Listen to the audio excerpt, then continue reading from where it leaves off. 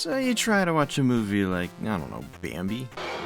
But then you put it on your TV and it's all like, Here is the quickest way to fix it. Required tools.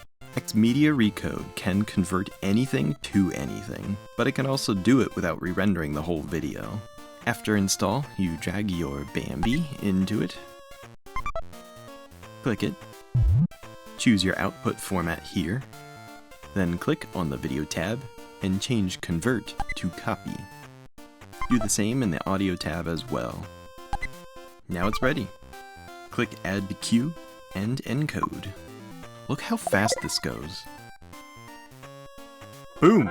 3 seconds. Over a gigabyte, hour-and-a-half film changed from MKV to MP4. This method of conversion is called remixing or recoding. Sometimes you may have to fully convert the format instead of copying, but this software is still the best and fastest for doing that. You can easily do a massive batch all at once, and it has a built-in editor to shorten it, or deinterlace, change subtitles, all sorts of stuff. That's all. Thanks for watching. Have you ever watched a YouTube tutorial that made you yell at your screen all like, Shut up! Stop talking about your grandma and help me fix my hard drive! Yeah, me too.